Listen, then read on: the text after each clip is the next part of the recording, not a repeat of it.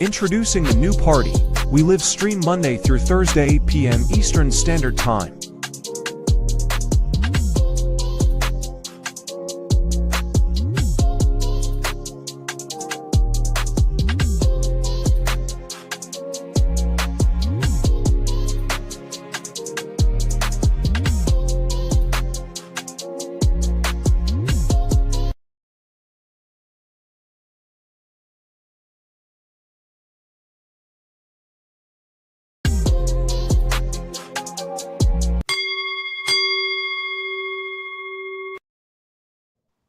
Take over after the midterms next year, the House and or Senate.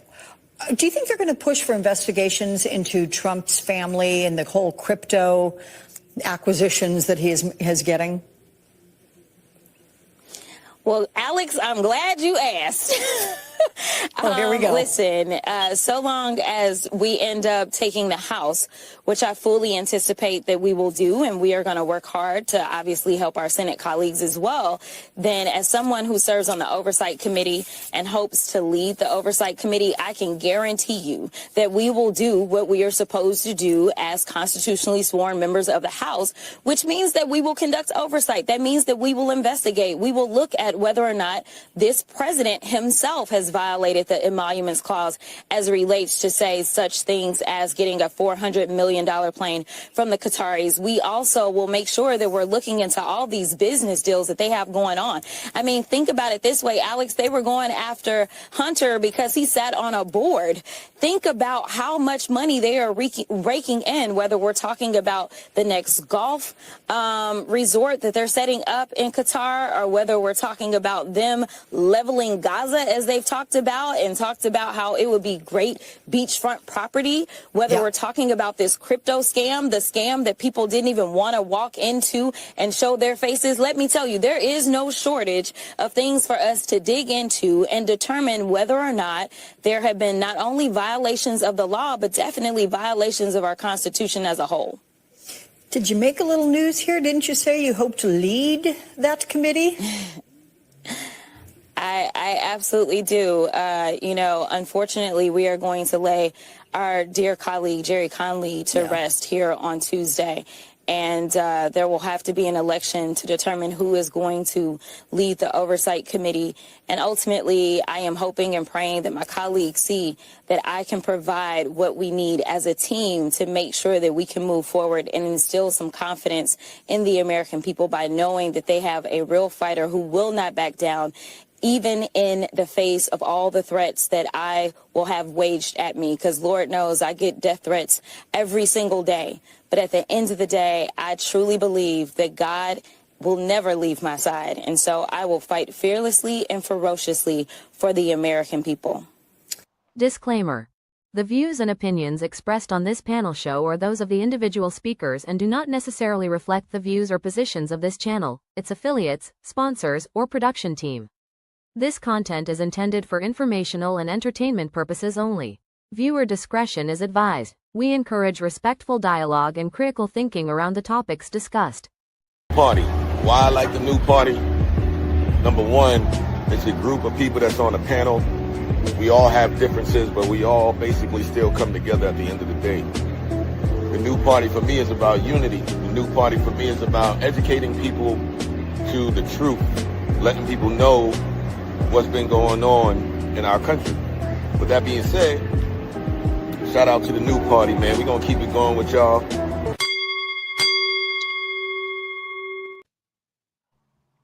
Welcome to the new party. I'm Nora Christine. I'm Gray Mars. I'm Kamal Johnson. I'm Mia. And I'm Enzo. And tonight on the new party, we will be discussing Did America FAFO with President Trump's administration. In that first clip, we have Jasmine Crockett threatening to start an investigation committee on President Trump. Funny to me that she was having her biggest donor as the fraudulent CEO, Sam Bankman-Fried. But let's get past that and start investigating Trump. So we're going to break down tonight what this investigation is going to look like. Should we investigate her? Gray, as our resident Democrat on the line, what's your thoughts about this committee that she's forming? She's doing to investigate Trump's in the cryptocurrency, right? I don't understand why Trump would put himself in this position. I just saw that his companies go invest more in cryptocurrencies. But the funniest part about this, and I don't know if you guys noticed, these people paid millions of dollars to like come to this event, and Trump only stayed there for 20 minutes and left. So I mean, like, if that's what they want to spend their money on, but I think Trump has put himself in a crazy position to involve himself with this. He knows that if they win at the midterms, they probably are going to try to impeach him. So I don't know why he would do it. Enzo, can you let everyone know who Sam Bankman-Fried is? Sam Bankman-Fried probably pulled one of the greatest crypto heists of all time. Like literally the fake it till you make it Fire Island version of crypto. That's who he is.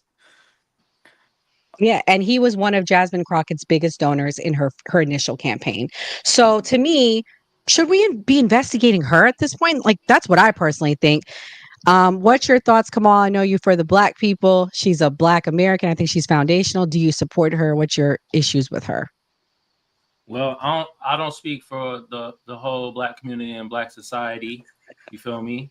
Second of all, Jasmine Crockett don't really speak into our issues. She's worried about Donald Trump scamming on some damn crypto. I give a rat's ass about that. Who cares? All these politicians scam in some way. You feel me? And this is my thing, right? First of all, Sam Bankman-Fried, he was like Bernie Madoff 2.0. Y'all know who Bernie Madoff is? Yeah. Google, bruh. You feel me?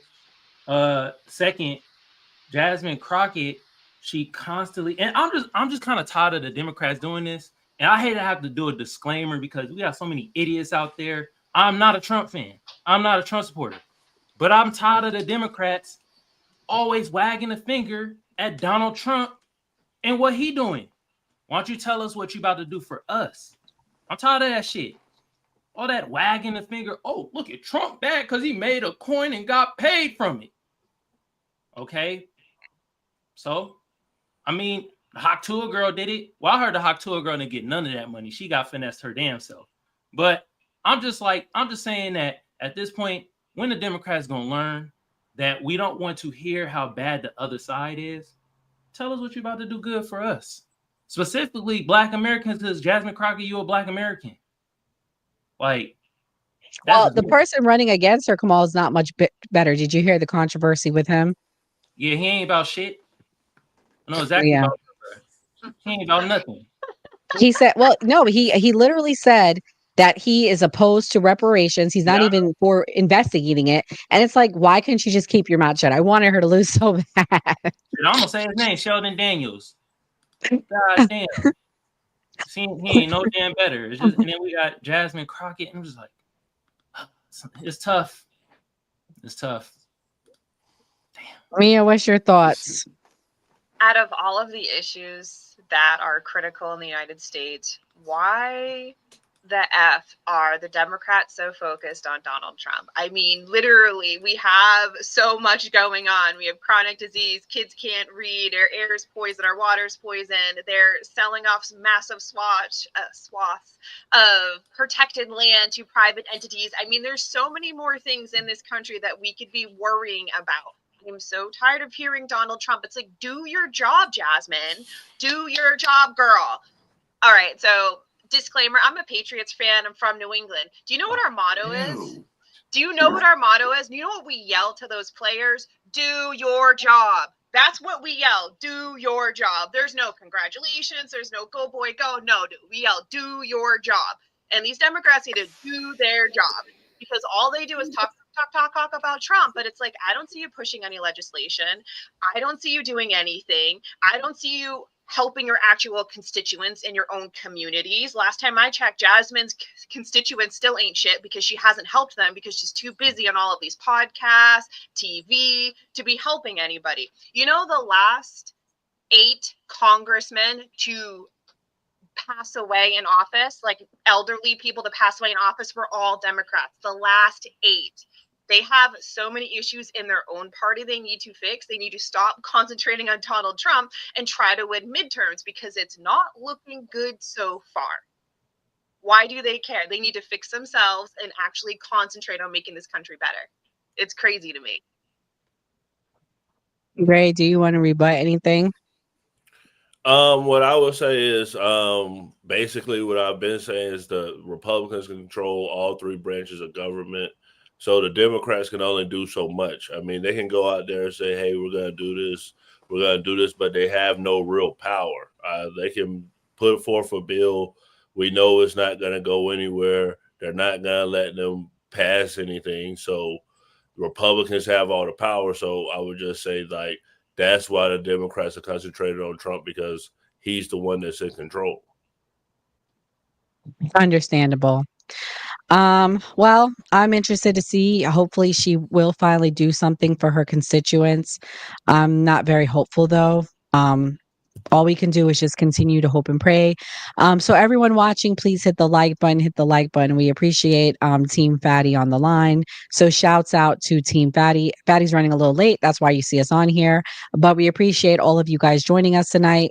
Also, guys, for everyone watching, if you're watching us for the first time, please hit the subscription button. Go to @the_new_party and give us a follow.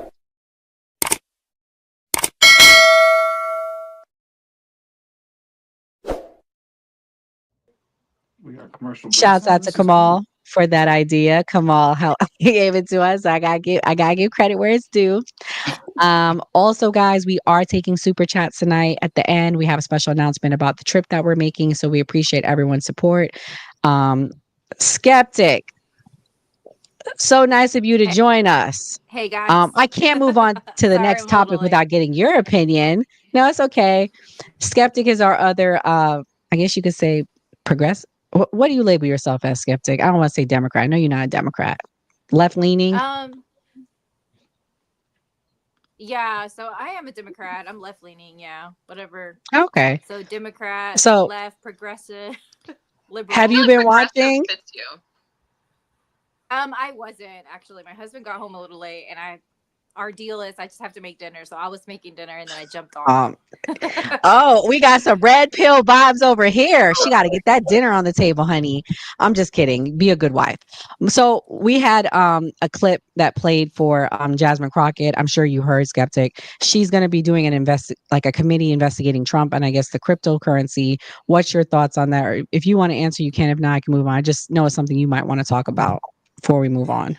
I do think that with all like the back and forth of what like the right has done when it comes to questioning like people's abilities and what rights they have when we talk about like congressmen and congresswomen, I think that this is what this is going to spark up. It's going to be this tit for tat that we're going to do, and I don't think that like either party can really say anything about it because both the right and the left have both dabbled into this, doing special investigations on someone just because they are of an opposing political team. I feel like this is what's going to be in the future. You're going to see the same things that were able for the right to do, press on people's constitutional rights, now happen in the inverse way. So I think that, kind of understandable. I wish that we would, dabble into this type of use of our government and our rights. But again, if you do find something, the Trump organization has made some lucrative deals in the Middle East. So definitely, if there is something to be found, I say go find it. Okay, well, we all know we'll see where this investigation goes. But the next topic that we're going to talk about tonight is Harvard. I'm going to play the clip and then we'll give some reactions. Let me pull it up now. So are we not going live on TikTok? I don't see it on TikTok. Tammy Bruce, I do want to get into more about what we are learning in terms of Harvard, as the Trump administration is now telling international students to either leave school or leave the country. And this goes for some 7,000 students at that Ivy League institution. I want to put up a post right now from Kristi Noem, the DHS secretary, talking about this as the Trump administration is revoking Harvard University's ability to enroll international students in its escalating battle with the Ivy League school. You can see this on social media saying this administration is holding Harvard accountable for fostering violence, anti-Semitism, and coordinating with the Chinese Communist Party on campus. It is a privilege, not a right, for universities to enroll foreign students and benefit from their higher tuition payments. So we're following this very closely here on Live Now from Fox, and we've followed the controversy with Ivy League institutions like Harvard and Columbia. Of course, saying Harvard enrolls some 6,800 foreign students on its campus in Cambridge, Massachusetts. Almost most of them are graduate students coming from more than 100 countries. So, of course, Harvard called the action lawful, and it's quickly working to provide guidance to its students. They said in a statement, this retaliatory action threatens serious harm to the Harvard community and our country and undermines Harvard's academic and research mission. This dispute stems from a April 16th request from the Homeland Security Secretary. The letter demanded that Harvard turn over information about foreign students that might implicate them in violence or protest that could otherwise lead to their deportation. In a letter to Harvard on Thursday, Noem said the school's sanction is, quote, the unfortunate result of Harvard's failure to comply with simple reporting requirements. Noem said Harvard can regain its ability to host foreign students if it produces a trove of records on foreign students within 72 hours. Her updated request demands all records, including audio or video footage of foreign students participating in protests or dangerous activity on campus. I also want to put up just this here on Live Now from Fox from the Homeland Security saying Harvard is being held accountable for collaboration with the CCP, China, fostering violence, anti-Semitism, and pro-terrorist conduct from students on campus. So this is a story we're going to continue to follow here on Live Now from Fox. Let's slide away for a quick 2-minute break. Okay, guys. So pretty much, I don't know if you guys have heard, but it's been announced that tonight, President Trump is no longer going to be interviewing international students. He's now instructed his, I guess you could say, immigration, that they are to research students and their profiles. And if there's any evidence of anti-Semitism, he's not letting them in the country. So forget an interview, forget speaking to them, thinking about how they can contribute. That's the number one thing right now. That's what I'm hearing. I don't know if that's like an official announcement, but I am hearing this. Gray, what's your thoughts on the issue with Harvard and the announcement that might be coming out regarding that? Well, now India is trying to be like the hub for like higher education. So I think that's going to hurt us in a way. And like Harvard was the first college in the United States. So I feel like historically it's just a bad move. I know Trump does like a lot of stuff to try to like prove a point. So I don't feel like this is necessary. I understand Trump feels like people were against him and he has to go out there and do all these things. But I think Harvard is going to win this in court. Enzo, what's your thoughts? So, I mean, I've looked it up, like the claims of the Chinese Communist Party and everything like that. I mean, it is documented that Harvard reportedly hosted and trained members of the XPCC, a Chinese paramilitary group sanctioned by the United States, for the role in the CCP repression of Uruguayan Muslims. So, I mean, they're allowing these people to come to their campus and train. So, I mean, that's kind of a problem to me when the United States sanctioned them. I mean, I don't see. I mean, at the end of the day, I'm happy with what they're doing because we'll speak on anti-Semitism. I look at that as not free speech. That's not free speech. That's hate speech Right. in my eyes. There's no place for that. There's no place for any hate speech against any type of group, and it should not be allowed on any campuses, not just college, all the way down through kindergarten and anywhere in the United States. I don't agree with that. Like, I don't agree with burning the American flag. That should be a form of hate speech too. That's just my whole stance on it. And I agree with Donald Trump when he says exactly that you should be thrown in jail for burning the American flag. You should not be allowed to go to these schools if you're going to be anti-Semitic or towards any other group. I'm not just singling out just Jewish people. This goes for everybody. And they're setting a precedent that this is not going to be tolerated in the United States. regardless if Harvard wins or the Trump administration wins, this is going to set a precedent in the United States that I want to see. I don't care whatever way it goes. If the courts rule in Harvard's favor, great. If the courts rule in Trump's favor, great. I just want to see I get something it. be You're done about neutral. this. Yeah. Right, right. Okay, guys. The man of the hour has shown up. Team Fatty. Where's the sound effects, Gray? This is when you play one. Uh, here we go. What's up, Fatty? Tonight was geared about you, all about you. Did we FAFO here in America and what the international view on it is? Fatty, did you go to university in your country? Yes, yes. How you guys doing? I'm sorry. I Good. set the alarm for 1 a.m. and I was almost about to find out. I don't know how I woke up at time, but it's just a miracle. But I appreciate you. Thank you very much for allowing me back.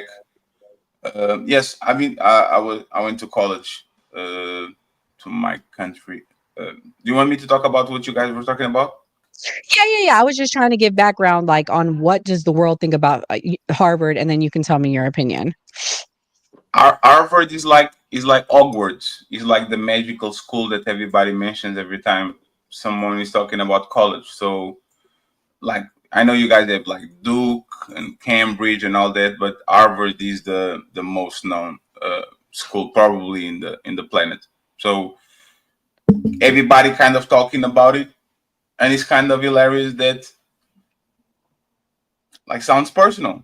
Once again, like with Trump, nothing is about principle. Nothing is about right or wrong. It's about, are you guys in or are you guys out? So found a way to target them. Brilliant,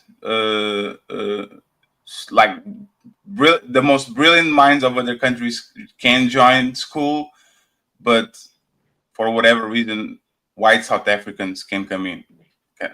Kind of don't get it, right? After talking about nobody can come in, now all of a sudden they can come in. Most importantly, and this is what I think Enzo and is kind of like playing the middle, but the reality is this is actually goes against the First Amendment because people have the right to criticize Israel, and it's like every time you guys disagree with me, that's racist. Stop being racist to me. Why are you guys being against a black person, right? He already did this, I think, 2 weeks ago. I think he pushed the Christianity bill or something like that. So people have to talk good about Christianity and Christian. Like, why picking and choosing? Why not other religions? This man is clearly biased. This man is clearly dangerous. This man is clearly against the first constitution, the Constitution. He is against due process. He is against free speech. And for whatever reason, the party of law and order, the constitutionalists, not my Second Amendment, not my guns, not my free speech, all of a sudden are looking to the other side and pretending nothing is happening. So I would love to hear from some supporters that actually are consistent with the things that they were preaching before Trump got there. This is a basketball game where we support the white team and y'all support the red team, or this is actually Right here. about principle. Go ahead. Oh, I've been saying hate speech is not free speech since I was a child, way before Trump even came along. I don't agree with burning the American flag. I don't agree with hate speech, anti-Semitism, or any hatred towards any race, any religion is not free speech at the end of the day. I don't classify that as free speech. In my eyes, that should not be allowed anywhere. Because But do you know what the First Amendment is? Yeah, free speech. So is the government can prosecute you. I understand there's certain things you can't say. You can't make threats. You can get locked up for. Yes. So that's not free speech. Okay. So anti-Semitism, you can fall under that too, making threats or racial threats. That's not free speech either. Free speech is not absolute in the context that it's written. No. The question is actually why. Like, why the specific You see what I'm saying? Like, why them? And we know why. Right? Well, I mean, it started with Colombia. It started No, with no, no. Colombia. It's like, for example, these men keep talking about shithole countries, talking about most of them are rapists and they're the worst of them. Yes, he doesn't have a problem with racism. He doesn't have a problem with criticizing people. He did an ambush to the the Ukrainian president. He did an ambush. He called him like a dictator. Why not say, if you talk, can I curse? If he talk, if anybody talks crap about Ukraine, he will not come Hold to on, power. guys. Pause for a second. Enzo, can you turn your camera off and turn it on? Because you're like frozen. Did you purposely do that, or is it No, I was error? just sitting still. Okay. Oh, okay. Yeah, No, no, no, they say no, to me on my live all the time. I said so still, it looks frozen. no, you're actually frozen. Sir. Okay. Oh. Yeah, you're actually frozen. Yeah. Okay. So come out and come back in, Enzo. Sorry, Okay. not to cut you off, No, Fatty. you're It good. just looks weird. No, it's fine. Because I just wonder, like, why not mention? Oh, if you attack Ukraine or anything about Ukraine, you are not coming to the United States because it's free speech. They are under attack. Like, is once again the APEC and the Israel lobby coming in, putting some coins in his pocket, and now he's doing the bidding for them. And the reality is like, if Trump is for sale. If you have some jets, if you have some foreign investments, if you are a sheikh from Kuwait or Qatar, which is one of the most dirty when it comes to like human rights, slave work, all that. If they have money for you, he's going. So Well, I want to get some other people in here. Kamal, what's your thoughts on the Harvard thing? Is this America first? Like, what do you think about it? What do you think? Do you think it helps America or do you think it hurts us? Well, first of all, shout out to the people in the chat. I mean, they got some questions. Some of these people from my YouTube. First of all, somebody Nice. asked, do they got freedom of speech in Ukraine? Enlighten them. So they asking free speech in Ukraine. Kamal, wait, we have a super chat geared towards you. Kamal looks like he smokes vegan weed. You goddamn right. Allegedly, we gonna say allegedly, cause we ain't. You feel me? That was sophisticated jerk. That was funny. But yeah. Second of all, do I feel that it hurt us? I don't know, but it might hurt Harvard's pocketbooks. 27% of students are foreign in Harvard. They're gonna tap their pocketbooks. Who Trump got a beef with at Harvard? That's what I want to know. Who he got beef with? Because 27% of your students in admission is foreign students, and he trying to cut that out. That's messing up the pocketbooks of Harvard. We know Harvard is powerful, so I want to know who he got beef with. You feel me? Also, I'm about to go off tangent, but I actually wanted to shout out Skepta. I saw you on a podcast. Like, I listened to my black brother Duane B, and he had you on the podcast. You was talking to some other Spanish brother, and y'all was calling out y'all racism and colorism within y'all community. Shout out to you, Skepta. Had to point that out there real quick. Appreciate that. Yeah, I mean, that's one of the things that I talk about, that I started off talking about, was the fact that the Latino community has a lot of colorism. Other Latin countries do too, but I just call out my community for it, and that is true. We have colorism. We don't understand that race is in America, people identify as race, but in Latin America, because we're so mixed, we tend to believe that racism doesn't exist, but it has perpetuated through colonialism. So, yep. Yeah, shout out to you. I know we went off tangent, but back on tangent. Will this hurt America? I don't the F know, but I know it's going to hurt Harvard and they pocketbooks. Mia, what's your thoughts? So I have to break away from the hardline party. I think it's highly inappropriate for them to attack higher education like this. I think it's extremely inappropriate. Students are paying good money to be here to be educated, and not only does this specific college obviously house and educate, but in the local economy, I mean, we're talking all sorts of tradesmen, we're talking all sorts of jobs are going to be affected if enrollment goes down and people could potentially lose their jobs. I mean, it's just not appropriate. I understand that Donald Trump has some sort of vendetta against Harvard. I mean, it is what it is, but I just think it's highly inappropriate for them to do that. I understand December 2024, the Supreme Court unanimously voted that the State Department has the right to revoke any visa without warning, without even giving an explanation. But it just seems like this is just a broad stroke to disenfranchise an entire thousands of people who were here and now have to all of a sudden find ways to go back home. It just doesn't make sense to me. I don't understand why we're attacking higher education. If these people are saying any sort of hate speech or anything, then they should just be arrested, and those particular people should be ejected and have their visas revoked. But there's plenty of people who are just normal, trying to get an education. Why are they having to pay the price for a small, insignificant amount of people? And to be honest, like, we do have free speech. However, there is freedom of speech, but not freedom from consequence. So there is consequences to your free speech. And I feel like we should find the people who are actually being or using hate speech versus just punishing a bunch of innocent individuals. Just doesn't make sense.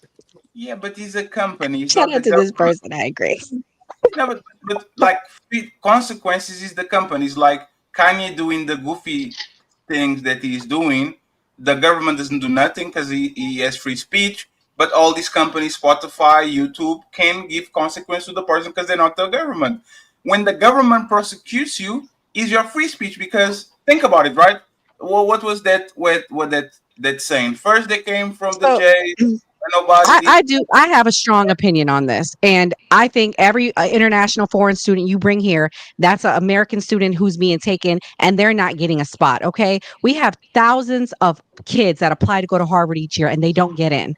And then we bring in these foreign students. How is that fair to our American students? Also, if like whoever said that in chat, you can afford to go to Harvard, you can afford to take your ass and go run amok over at Oxford. Okay, don't be bringing that foolishness here. Okay, there is wait, hold up. I didn't cut none of y'all off. Excuse me, I didn't cut none of y'all off. Thank you. So while y'all are over here protesting, running amok, whether it's anti-Semitism or protesting wars, you can go do that in your country, because I agree, posting something online is not the same as destroying college campuses, as protesting, interrupting graduations when people paid their hard-earned money to graduate and walk. So no, I'm gonna have to be America first on this, and that's a spot that could go towards my child, and I don't agree. If we go by merit-based, by what is merit-based, then the reality of it is that American students are just not as educated as some foreign students. So the reason why we allow for foreign students to come here is because a lot of the time they tend to have better education than our American students. Because they're better. Yeah, because their education system is better, because we tend not to want to, put money into our own education system. So the reality of it is that the scientific community, the STEM fields, engineers and manufacturing are going to go down because the majority of them tend to be from foreign born. So the reality is we're going to be negatively affected by this for a long time, not to talk about the STEM fields and the scientists that are leaving because they're here from other countries to study because we were leading when it came to research. But now because we are being defunded because of DEI, people want to go to a different country, and America will no longer be spearheading research or STEM fields, and also manufacturing, which they're crying about bringing back manufacturing. The engineers that work manufacturing are majority of them, I want to say in high percentages, are foreign born. They're not American. I got a question real quick though. Wouldn't that be better for the foreigners in their country? Because they go back to their country, their education is better too. Because they usually their stay. education is better, so why don't they just stay over there if it's so much I'm just confused. Yeah, I'm trying to think like respectfully better. And then also if they also get the knowledge from what they're getting from the States and they go back to their country. But they don't. Usually they don't go back. Why not? Because they have higher earning and they have a better quality of life, so they stay. Okay, usually but now they're being forced back to build up their country. No, but that's not what is happening. And this is a ridiculous conversation because this is not an American way. The American way is we are going to round up the best of the best, even if they are NIZI scientists. We are going to bring them over here and we're going to build the nuclear bomb. We are literally going to. We forced them to do that. They didn't want to. Let me finish, please. We are going to go to our enemy. We are going to literally flip them, bring them to the United States. All right, y'all.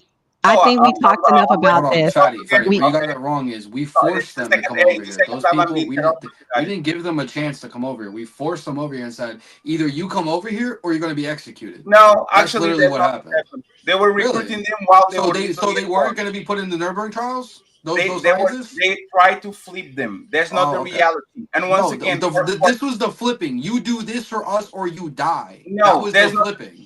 I will say this again, and you can look at history, right? United. Me go get his bro. Don't even talk to me about history. I'm not American educated in history. I have once again, I wonder if y'all are going to play songs and cut people off when other people are talking. Well, we're trying to move on to the next subject, guys, because we have things to get through. I'm not trying to be rude, but you are kind of being rude, to be honest. Well, I didn't play the sound. Gray did, so nobody off. Now you're cutting people off. That's what we're doing. You got it. Well, finish your point then. Okay. Let him finish his point. Yeah. Finish your point, bro. No, the host. My point's done. We're going to move on. Yeah. No, I want to hear your point, Fatty. Finish your point, brother. No, I want to know if the host wants me to move on. If the host wants me to move on, I'll move on. I'm not the host. I'm asking. I want to hear your point. I want to hear your point, Fatty. Finish it. Gray, don't play the music anymore. Thank you very much. When Donald Trump is against legacy admissions, which is my daddy went to Harvard, so I'm going to Harvard. His little sons benefited from that. There's actually a form of discrimination because better people could get the job. If he talks about that, he has all the right to talk about all these people that come from outside that are stealing spots from people that deserve more. If he's not going to do that, it is what it is. I'm not trying to be bratty, but please be respectful. I wouldn't treat you like this on my platform, okay? I didn't get to give my input on this particular subject. Actually, I wasn't asked.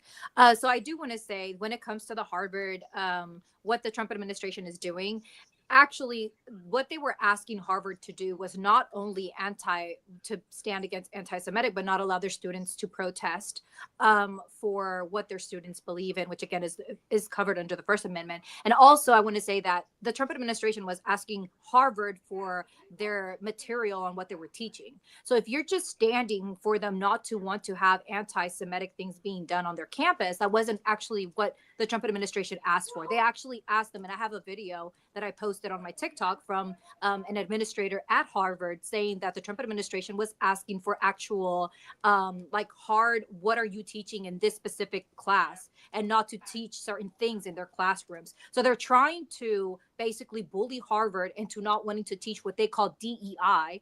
The Trump administration is obsessed with this DEI. Also, the reason why they have defunded certain research programs, and they've called it DEI. So. Okay, so we have a super shot from John Henry. So you can be a foreign student and be expelled from schools such U.S. for free speech, but you can be white and a white nationalist in a mask, freely parading through towns endorsing white power unequivocally.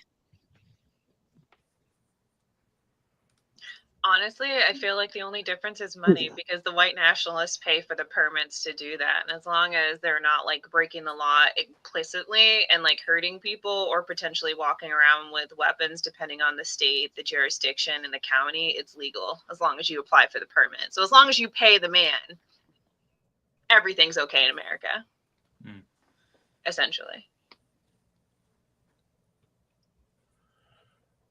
Okay, so did everyone get a chance to talk about Harvard? I just want to make sure before we move on. Yeah. Okay. Move on. Yeah, so I'm moving on. And the next topic of the night is something we all love. It's electronics. We're going to talk about the phones, the iPhone increase due to Trump's tariffs. Cost of a variety of all kinds of things, including your iPhone. The president's currently proposed tariffs on China total 54%, which could increase the cost of Apple's newest iPhone model by nearly $300. China is one of the world's biggest electronics manufacturers and makes nearly all of the components for an iPhone. Now, analysts say Apple is one of the most exposed companies to a trade war because of its heavy reliance on China for production. For more on this, let's bring in Joanna Stern. She's an NBC News personal technology analyst and senior personal technology columnist at the Wall Street Journal. Joanna, good morning. It's always wonderful to have you with us. Thanks for being here. So I know you spent some time breaking down like the practical goal of these tariffs and looked at Apple because it really is an excellent example here. You write in this column of yours recently, the dream of the Trump tariffs is to bring high-tech manufacturing to the U.S. The reality could be a bajillion-dollar iPhone. I love the way that you put that. Walk us through the cost breakdown of an iPhone and just like whether what you looked at shows that an American-made iPhone is that realistic at all. Yeah, no, so I have been digging deep into this. What we did last week was look at the cost of the current iPhone. We actually looked at the iPhone 16 Pro, a 256 gigabyte model. And according to Tech Insights, the bill of materials, everything, the hardware inside that costs around $550, $580 when you sort of talk about assembly and that sort of thing. So that's how much Apple is paying for that phone. And that's kind of what the tariff will be applied to. And so that would bring you up to around, I mean, when you kind of factor in all the things and the China tariff at 54%, that could bring us up to $850, and that would be what Apple was paying. And of course, Apple has a lot of other costs in there, and that's why we end up paying over $1,100 for that phone. And so now the question becomes, who eats that cost? Does Apple eat that cost, or does it pass it on to the consumers? My belief is that Apple's going to try to do everything it can to not make these phones more expensive, but we already are seeing examples of that. We had some reporting in the Journal yesterday that they're bringing in phones from India where the tariff might be less. But as we've seen, many people are going out buying iPhones because they're panicked. They're worried that the phone price may increase. And Joanna, do you think that that's a good move? Like, what's your advice for people who are concerned about this? Is it buy an iPhone now if you're close to needing one? If you need one, if you were saying, you know what, I was going to buy an iPhone next month, sure, go out and get it. But if you're thinking, I might need an iPhone next year, I do not think that's a smart move. Let's wait and see what happens. I think, look, we are going to see some of this incremental pricing. We may see that with the next iPhone, just regardless. But also, we just have so many unknowns right now around the tariffs. We don't know if Apple will get an exemption like they did in the last administration. We don't.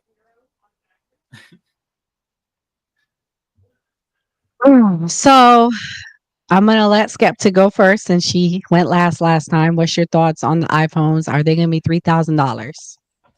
I mean, not just iPhones. I feel like we don't have a car that's 100% made here in America. It's all other products. Like the farmers right up the road from here are going bankrupt because the metal rods that they use have gone up in price so much and have fluctuated in price, and they had to buy them where they can't afford it anymore. So people are being negatively affected by these tariffs. Like the iPhone is such a like first world, country problem. But in reality, we are all going to be affected by it. Like go to the grocery store. I've been to the grocery store recently. Prices are going up on all kind of products. There's a 10% universal tariff that's not going to be removed. We're on a 30-day hold with China. People that own companies, I know a personal person who is actually, they have been negatively affected because they bought product and then the product went down in price, and people are not wanting to pay that up price when they originally bought it for a tariff that had been imposed and then removed and then imposed and then removed. So this is negatively affecting a lot of people that work in the industries. Like my husband works in a plant. They use certain parts there. Now those parts are going up. They're having to rebudget their original budget for the year, and they had a project in which they were going to hire people. Well, those people aren't getting hired anymore. So now we have loss of jobs. I mean, it's a terrible thing to affect the supply and demand chain just because you want to have a fit because you think that people are imposing tariffs when in reality it was a trade deficit. So I think it's a very ignorant thing to do. At the same time, we're trying to bring back manufacturing while scaring immigrants away that come and basically are the engineers for these manufacturing jobs. It's insane. And I think we're about to start finding out if you haven't already. Yeah, fair enough. We have a super chat from John, says light doesn't become truth, wrong doesn't become right, and evil doesn't become good just because it's accepted by a majority. That's Booker T. Washington, and in parentheses he put paying to march and spread hate is dumb flex. Fatty, what's your thoughts on the iPhone, and did you want to respond to the super chat? Because I believe it was from your channel. No, thank you very much, John Eric, for the super chat. It's just hypocrisy once again. Why is he not chasing Elon Musk and Tesla? They have a giant factory in Beijing. It's actually their biggest factory, right? If he's going after Apple, probably because he's on his feelings again, why doesn't this right arm man lead by example and closes the factory in Beijing and on Shanghai, whatever it is, and sends all those jobs to the United States? It's not consistent. And remember, this is the art of the deal guy, the free market guy. We don't want big government. Let everybody, let the companies and capitalism and all the ships fall where they may. And all of a sudden, he's not free market guy anymore. Very interesting. I wonder why. Patty, who you think this person is? It's Beans. Yes, this little podcast. Hey, Beans. Gray, what's your thoughts? It don't matter if the iPhone's 5,000. I was just with my homie that live in an apartment complex behind me. He work at McDonald's. He still got the new iPhone, so it doesn't matter what price it is. They're gonna go get the iPhone regardless. So that's the thing about it. Is it wrong? Yes, but we're such in a consumption society with technology. The iPhone has went from like $100 to like thousands of dollars in less than a decade.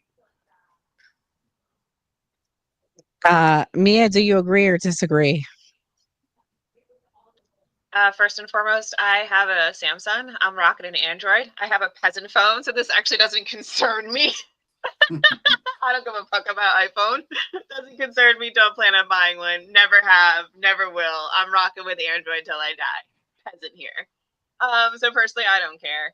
I mean, it is what it is. I'm kind of leaning towards where Gray is at. It's over consumerism, and it doesn't matter if it's $5,000. Somebody's going to buy it to flex on their neighbors, even though they're morally bankrupt to begin with. So, I mean, it is what it is. People rather have a $5,000 iPhone than a clean bill of health in this country, which speaks to a lot to our societal issues we have here. Kamal, what's your thoughts? Should we be concerned about the $3,000 iPhone? No, I'm more concerned about Gray homie working at McDonald's. Which one he work at? He must work at the one that Ronald McDonald must put the patties in his damn self. God damn. Never mind.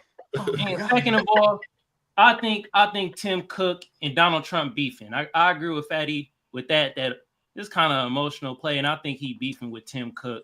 You feel me? And then not only that, man, Apple could kiss my ass. They make the iPhone $3,000. Man, I'll switch to Samsung so goddamn fast. Man, come over to the dark side. It's wonderful. No. I might have No, to. it's not. $3,000. Are you better use one of them government contracts Elon got and give it to goddamn Apple to pay off some of the difference. There's no way people gonna be paying no $3,000 for an iPhone. It's gonna be a lot of iPhones on the black market. I'll tell you that much. If that happens, yeah. Oh yeah. Man. And also, hey, I also gotta say this. I ain't no financial advisor or nothing like that, but I'm gonna tell you what I did. I sold my Apple stock. They going through much turmoil right now. I'll tell you what I did. I ain't a financial advisor though, but y'all can take this information how you want.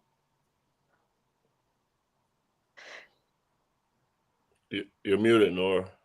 So that's stock. Enzo, what's your thoughts? So I think it's just scare tactics 101. We've seen it with everything else. That's all they're doing. They're saying, oh, it's going to be $3,000. It's going to be $3,000. Like Gray said, nobody gives a fuck. They can make that shit $10,000 because half the people that have iPhones, they finance that shit. They lease that shit. They have the fucking iPhone every year. They don't care. No one's going to give a shit. And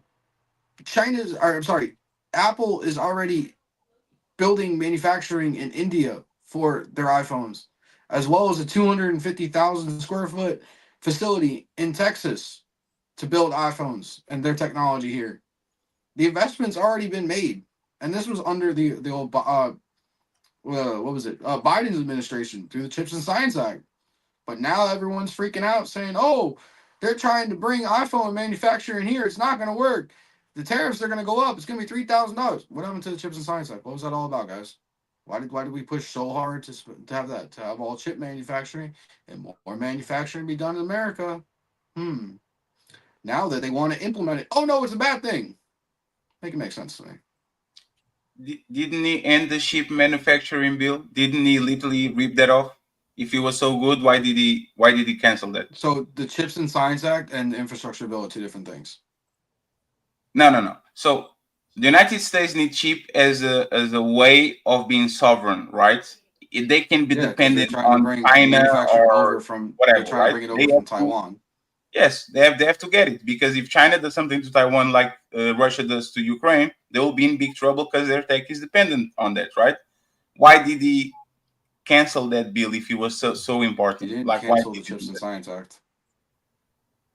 So he's still up? Yeah, the Chips and Science Act is still up. He canceled things within the Infrastructure Act, not the Chips and Science Act. They're two different bills. So the ships are still, the plan is still building ships in the United States. Yeah, that's why Apple is still building a 250,000 square foot manufacturing in Texas. You think they would still build a manufacturing plant there if that was the case? No, I think they would just cut their losses and get the money back. I believe you. Yeah. There we go. Google. There we go. You're muted, Nora. You're muted. It's still in effect. It's not canceled. It was started in 2022 under President Biden, and he has not repealed it. Unless there's another one. Mm-hmm. Is he making efforts to stop it? I have seen. Let me read this. I'll just say I'm pretty much on the WhiteHouse.gov almost weekly, and I haven't seen anything, no executive orders that says specifically to repeal the Chips and Science Act. Okay. So I'm going to say no, just because I can't find that as an executive order. I have the quote. I'll say this, Patty. To be fair to you, he has mentioned that he's against it, but defunding the bill would require an act of Congress, which one expert says would be unlikely to pass. So the spirit of what I said is actually right. While full repeal of the CHIPS Act is unlikely due to bipartisan support, the Trump administration has implemented measures to alter its execution. In March 2025, addressed to Congress, Trump labeled the CHIPS Act a horrible, horrible thing and urged lawmakers to repeal it, suggesting that remaining funds be redirected to reduce the national debt. So he's against it, right? But it's never going to happen, so it's irrelevant. So he if, say that. You know, it's funny. This is actually, so I become the president.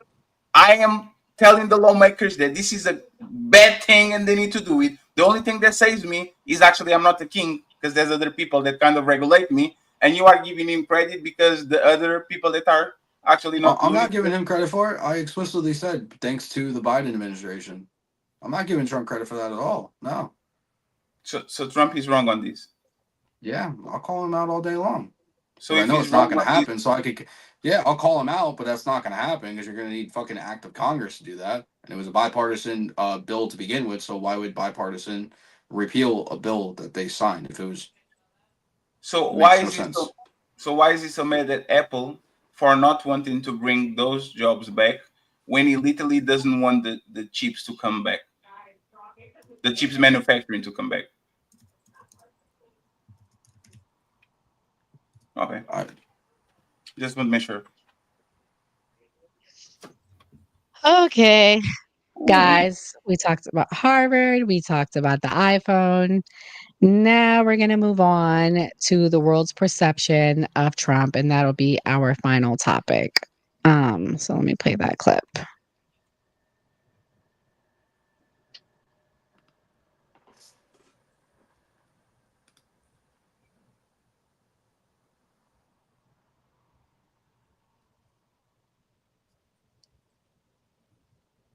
Minister Anthony Albanese was reelected in the early hours this morning, defying the odds of last year's incumbency curse in a landslide victory.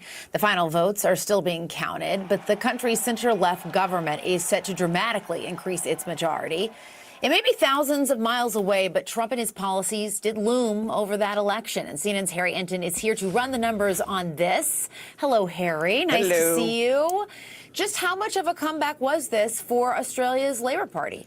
Yeah, it's a tremendous comeback. I think that's the only way you could use it. That's a statistical term for you. Tremendous. Huge, as perhaps the President of the United States might say. Take a look here. The chance that Australia's Labor Party wins a majority in the 2025 election. You go back to February, before the tariff war. Look at this. It was just a 3% chance. Just a 3% chance. And as we know, well, now it's a 100% chance that they win the majority. And not just that, they expanded the majority. Back in February, indeed, it was most likely going to be a hung parliament where the Conservative coalition was likely to get the most number of seats in that parliament. But at the end of the day, in the lower house, Labor crushes with an expanded majority. Anthony Albanese, the prime minister, elected to another term. That is wild to go from 3% to winning. Yes. How much of this could be attributed to the Trump factor? Yeah, I mean, look, we mentioned the 3% pre-tariff war, but we can dig into the data a little bit more. That's what I like to do, Jessica Dean. I like to dig into the data a little bit more. That's why you have me on. It's not just because of my good looks. All right, Australians who say Trump's election was bad for Australia. Look at this. When Trump was elected back in November of 2024, it was 40%. Look at where it was right at the end of the campaign. 68%, two-thirds of Australians said that Trump's election in the United States was bad for Australia. Anthony Albanese and the Labor Party, of course, the leftist part of that country, they hammered the Conservative coalition over Donald Trump. And not only at the end of the day did the Labor Party win, and not only did they get a majority, they expanded their majority, but also the head of the Conservative coalition actually lost his seat. That is how big this labor movement was, and it was supercharged by Donald John Trump. Australia, no bueno on Donald Trump, as these numbers indicate, and the election results from Australia indicate, Jessica. So we have this outcome. And also earlier this week, we saw another big comeback for a center-left party. You got that right. Just north of the border in Canada, right? We were talking about it last weekend. I mean, look here. Canada's Liberal Party wins the most seats in the 2025 election. On January 19th, just before inauguration in the States, it was less than 1%. Hello. Well, that April 28th result, 100% chance, of course, now that the Liberal Party up in Canada was able to maintain its place as the largest party in Canada's parliament. Again, you don't have to be a mathematical genius to see less than 1%, jumping to 100% just before Trump's inauguration. Now, something very much clearly happened in Canada, and I wonder what it could be, Jessica Dean. It sure did. So how much was that because of Trump? What does the data say? Yes, so what does the data say? So we have the odds jumping here. But of course, as I said earlier on in this segment, I like to dig on into the data. Well, get this. Why did Canadians switch their votes to Liberal? Well, 48% of those who switched their votes said a top reason was Donald John Trump. So it is not just way out there in the east or west, depending on which direction you want to go, and down in Australia, but it was just north of the border as well, where Donald Trump supercharged the center left in that country and turned what looked like was going to be a loser for the center left party.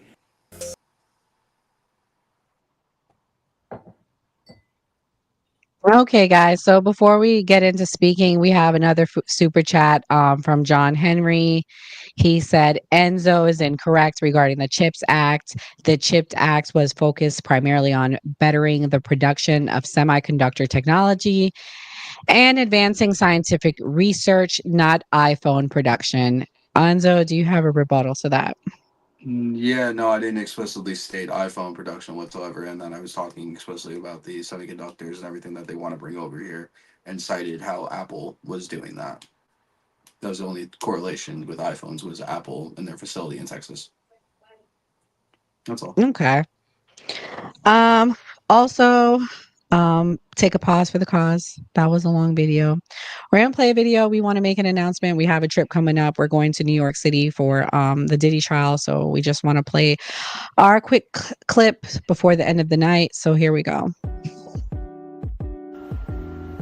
Hey guys, we've got something big coming up. We're headed in person to cover the Diddy trial on June 2nd and June 3rd, and we need your help to get there.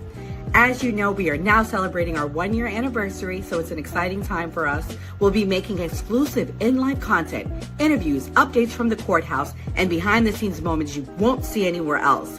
This is about more than just one case. It's about getting the truth out there, accountability, and bringing our community real, unfiltered coverage straight from the front lines. If you rock with what we do and want to support independent media, hit the link below and drop something in the Cash App. Cash App below. Please support us. Every dollar counts. Travel, lodging, care. And we're doing this for the New Party team. For always supporting us. Let's make some noise.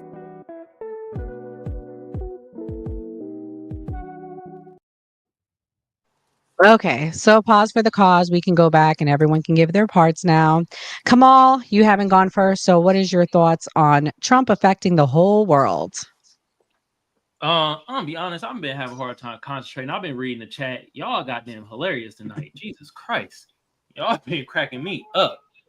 Man. And I'm gonna be honest. I'm just gonna mind my foundational Black American business, and I'm gonna stay the hell out of this. And I'm gonna let the panel decide if Donald Trump is effing shit up. All right. I'm just gonna be silent. Okay. Well, we have another super chat from Hugo. Hugo says Trump needs to destroy everything that works in America because that's the way he will have more power. This is Fidel Castro's book. It is written. And Tio gave a $20 super chat on Team Fatty. So shouts out to him. Fatty, as the person living in Europe, what is your thoughts on that clip? Do you think the world is going left? Are we seeing a progressive change? Politics are a pendulum.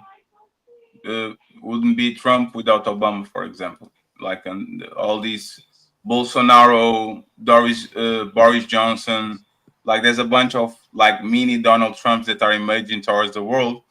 But with all the respect, like they are only there because they point out what they don't like. When it comes to what they like, they are very poor executing what actually people want. So they're kind of fake populists. So if Trudeau was almost losing, he didn't lose because Donald Trump actually made them start hating somebody together instead of being divided. I think what happened in Australia is another situation where if you align with Trump policies and you're trying to put tariffs on allies, they're going to turn on you. Europe is doing the same. So he's a very influential man for the good and for the worst. And we're seeing the pendulum go back to the other side after this wave of populist, nationalist people appearing all around the world. I agree with you, Fatty. That's a good point. John Henry gave another super chat. He said Enzo said nothing that referred to semiconductor technology. Run it back, folks. We have a new Jake Vital. What's that mean? I don't know what that means. It's somebody. There's a person of our space. Okay. Enzo, do you want to respond and then you can give your answer? I mean, no, I don't have anything to respond to that with. I think it's absolutely great because let's look at it. If you're doing something wrong and everybody's calling you out, I mean, they're obviously right at the end of the day. But I mean, let's look at everyone's copying him around the world pretty much. So I mean, how could he be wrong in that? It's the Trump effect, and I knew it was going to happen. Let's look at his 4 years before and look how he ran the country up until COVID because it was a freak thing of nature. Did pretty well by the country, and I'm glad to see him doing it again. I mean, yeah, it's going to be a complete shakeup from the brain-dead administration that we had before this, who we don't even know who is really governing the country. So I'm glad that we have an administration that's not brain-dead. I'm glad that we have an administration that's shaking things up, and I'm glad the world is on notice and watching it and copying it in certain ways. And so, you know, they lost the elections in Australia because the guy that was going to win aligned with Trump policies, right? You know that actually he made them lose, kind of. You know that. And Canada. Yeah. Well, yeah. That was I was confused about what the hell are you talking about? Like the Australia Prime Minister that was clearly going to win. Trump put tariffs on Australia, and the opposition riled up on nationalists. You guys, this is a threat to national security. We need to be independent and all that. and the guy that Well, I was mean, supposed to win let's said, look, "No, let's look at we Canada, like it." right? And look how good the Liberal Party did there. I mean, They obviously lost. they're gonna wake up They one day. lost. Well, In this is crazy. in Canada, the conservative candidate that was there lost Yeah, because he I has know about some Canada. Trump affiliation with interference too Trump. again. But I'm saying Also, because Trump let's said he look was at the going to make Liberal them, Party. because Trump said he was going to make them the 51st state, And And he also said the it House today referendum again. going around. And also, an announcement came out. They're calling Trump. They want to be the 51st state because they Exactly. want the Superdome protection. You guys can look that up. That just Laura, came out you, tonight. We'll sit back Laura, and you watch They're believe this. begging that for our Canada? protection now. You believe that Canada called the White House? Please, can we be the fifth state? I 100% believe they want our great military protection. We are the greatest nation on earth and we have the best military in the world. I 100% believe that because when the bombs start flying from China and Russia, they're going to be begging for our help. You better believe we bailed out. France will have to bail their asses out too. So yes, I do believe that we have the Laura, greatest nation on. I 100% believe they want to be the 51st Laura, state. you know what 1,000,000% believe it. You know what chapter 5 is? What? Chapter 5, NATO. Chapter 5. You know what it is? Article 5? Yeah, Article 5. Yes. You Yeah, know what it attack is? on one is attack on all. Huh. Why do they need to be a 51st state? Like the United States are the only country that actually pushed when they were attacked on 2001. They pushed the Article 5. Everybody has to go to war, and most of the countries did. Why should Canada join the United States when if somebody attacks them, the United States have to actually are forced to act, and they can't exclude If we're defense from them. subsidizing the money, they should be our Everybody's paying country. their They should be a percentage. part of our country. Everybody's paying their If it percentages. wasn't for us, no, they're not. They're not all paying their percentages. Everyone is Nope. paying 2%. That was Yeah, what Spain. the United States Yeah, asked to Spain. everybody. That doesn't Everyone is paying. speak for every nation in NATO, though. Respectfully, if you go to look at the numbers, I have, and I've debated it 1,001 times, every which way to Sunday. And so you I'm are all telling for me pulling that. out of NATO. So you are telling me that the stipulations were on 2%, and these Yeah, it is countries are 2%, and not there are countries that are not even making 1%. Give me what is this country? Luxembourg. What is any main nation that is not paying? Canada is not paying 2%. England, France, like the European Union as a whole. What country is going to find? Lithuania? Like what is this country? I did want to say that Canada and China made an agreement because we were importing 4 million barrels of oil from Canada. And after Trump made all of those statements, Canada and China made an agreement, and Mexico created a new trade route for China to be able to use it so that they can go around the U.S. and don't have to use the Panama Canal, which is controlled by the U.S. So I don't think that China is going to do anything negative to Canada. And China and Russia are buds now because of America. They have a new enemy to go against. So I don't think that, again, they're going to go against Canada. So, like Fadi All was right. saying, So, Italy. like I said on this, like to go to Enzo's point. Enzo, sorry, you can read the screen to go to your point.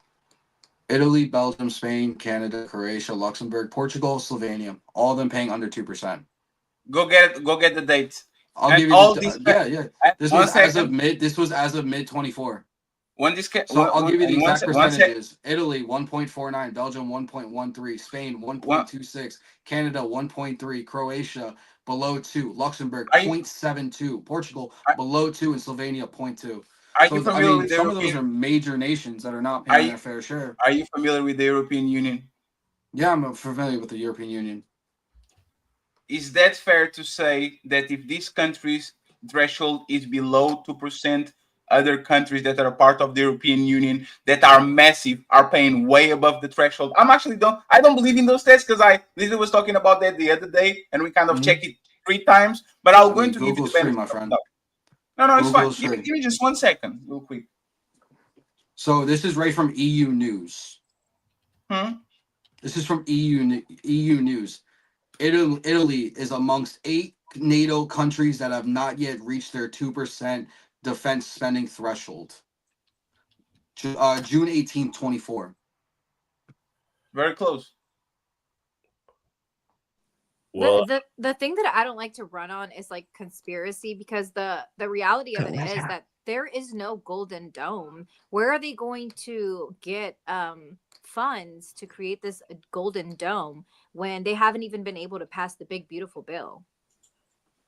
Well, what Keep I'll say watching. to Trump being disliked across the world, Trump basically turned the White House into a reality show. And he's Kim Kardashian. Everybody knows who he is. So you're either gonna be like fond of like the main person, or you're either gonna hate the person. So the Trumps are just like the Kardashians. It's just they live in the White House. Well, better than having a crackhead run the White House like what we saw with Hunter Biden, because literally his aides came out today and said that his crackhead son and his wife was running the administration last year. And I'm not making this up. This came out from Democrats. Y'all can look it up. This is not a conspiracy. This is what the Democrat aides told Tapper, that one that wrote that book. This is what he told them, that the son was attending meetings and the wife was too. So, I mean, hey, we believe what we want to believe. We show y'all the facts and y'all still don't believe it. Mia, what's your opinion?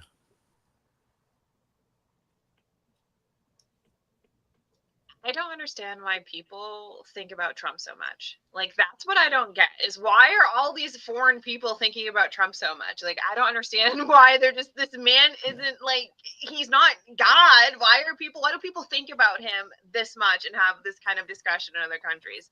I mean, it's unfortunate, I guess, that he by proxy is infiltrating these other elections or whatever. But I mean, at the end of the day, a liberal country is going to stay a liberal country. I mean, most of these countries that are liberal have stayed consistently liberal. I mean, I don't understand why like we're shocked or why it's even news.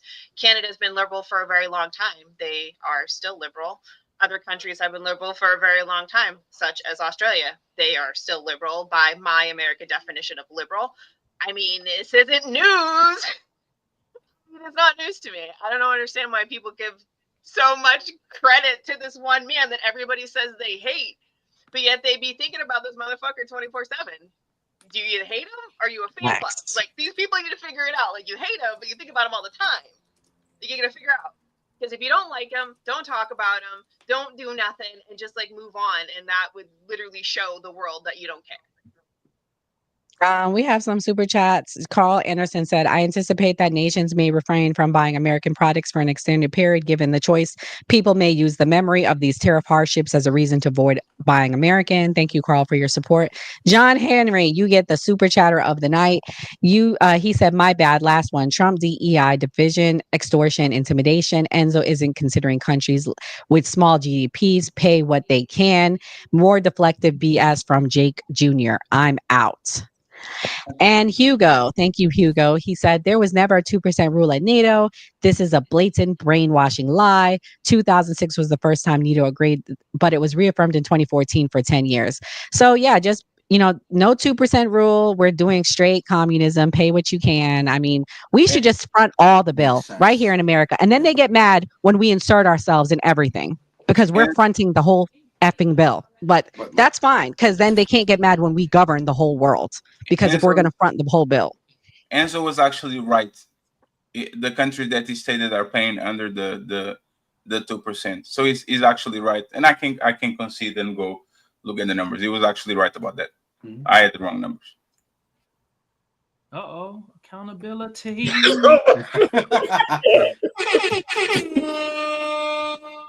Well, I did want to say why people care about America is because America is the number one consumer. And so therefore, when we place tariffs on the world, this can negatively affect a country's economy and actually cause catastrophic issues with them. So there is a reason why people care about America and what's going on in America. So I think it's like kind of, there's a reason why people are actually like Vietnam and other countries that kind of depend on importing their products to America should pay attention, because potentially this will devastate their economy. Yes, because we got the bag, basically. We paying for most stuff. Well, we import products because they're cheaply made there, and then we resell them and make money that way. So we buy them at a cheaper, buy them cheaper and then we sell them. We resell them and make profit off of it. It's called capitalism. Like Gucci and Louis Vuitton. Same thing. Nora? Okay, so we can do closing statements. This was a lot tonight. Fatty, I want to thank you for coming. I'm going to give you the floor to say what you want. I'm not going to cut you off because I apologize about earlier for Gray Mars and his rudeness. Here you go, Fatty. Thank you for having me. It was fun. No closing thoughts, Fatty? I hope to be here again on a longer show. It was fun. Okay. Thank you, Fatty, for coming. We appreciate Team Fatty. Thank you guys for supporting us. I definitely appreciate it. Kamal, thank you for coming again as always. Go ahead with your closing thoughts. First of all, the chat tonight, y'all been on freaking fire. I just seen somebody say, I have Karen fatigue. You ain't lying, bruh. Me too. Shit. Second of all, shout out to the whole panel. It got a little spicy, but we still kept it under control. You feel me? And people still kept level headedness. I like that. You feel me? People that came from my YouTube channel, y'all is cracking me up. God damn. And then also, I think that was from Fatty channel. Somebody said I look like I smoke vegan weed. That was hilarious. If you're gonna joke, at least make it funny. And I like that. That was funny as hell. Also, I got the new party YouTube channel in the pin. The link is pinned in the comments over on my side. Y'all go follow them. You feel me? Also, if y'all can send a donation, they trying to get there to the Diddy trials and get us exclusive background. Yeah, hopefully Diddy don't look y'all in the eye and y'all get mesmerized and something weird happens. Let's hope that don't happen. And yeah, Omega, vegan weed. I was like, damn, but isn't weed come from the earth and the earth is never mind. I rolled with it. That was hilarious. Vegan weed is crazy. Yeah, and I see you guys talking in the chat. I'll be a Karen all day as long as I'm an American Karen. So thank you very much. Because I see y'all. Don't think I'm not seeing your crazy comments. I'll be a Karen all day. America first. You don't like it? That's cool with me, but that's what we on. That's the time we on over here. All right, Skeptic, what's your closing thoughts? So I just got my YouTube channel going. We're gonna start posting a lot more. So I've shared some of our lives on there. It's at skeptic.tiktok. So go follow my new YouTube channel. And like always, we do the lives. And they've been pretty interesting. We've had some pretty crazy people. I feel like the crazies are getting riled up again for whatever the reason. So come join us for a live. They've been pretty interesting.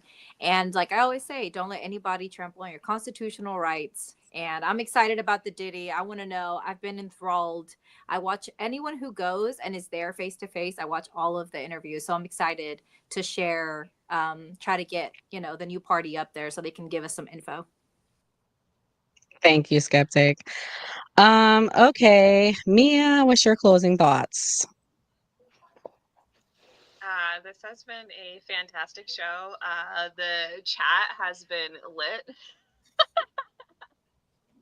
You guys are absolutely all hilarious, for sure.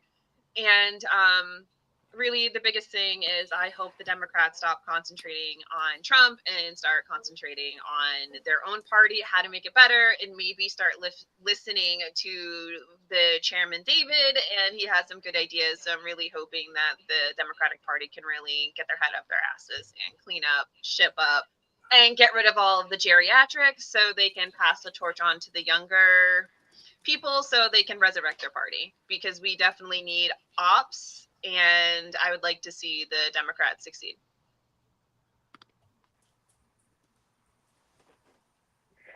Enzo, what's your closing thoughts? So as always, it's a great episode. Jasmine Crockett, calm down. You ain't gonna find shit. Nothing gonna happen. Y'all ain't winning. You guys are pulling in 20%. Stop trying. iPhones not gonna be $3,000. And America first, and I can't wait for the Diddy trial. That's it. Gray, what's your closing thoughts? First, shout out to Fatty. Fatty, I know I was the immature one tonight. But you'd be so uptight I had to loosen the mood. We just joking around over here. Great show, guys. Enzo, it was funny that people just kept coming at you. So yeah, Fatty, can't wait to have you back again. And like, we know Trump is gonna always give us a show, so we'll keep bringing the information to y'all. Always vote. Okay. So my closing thoughts are this: if someone you don't agree with, you don't have to attack them. But that's the time that most of you people, especially the Democrats on the left, are on. So we can go with names. Let's go with incompetent. Let's go with unprofessional. Let's go with lackluster. That's what the last 4 years were like. And the other names I'm going to say about right now under the Trump administration: golden era, phenomenal, and we are in the greatest times ever. And you can either get with it or get left behind. If you don't like what Trump is doing, there's the motherfucking door. You can get out. That's where I'm at. That's the time I'm on. And thank you to everyone for supporting us. Shouts out to the new party team. God bless and good night.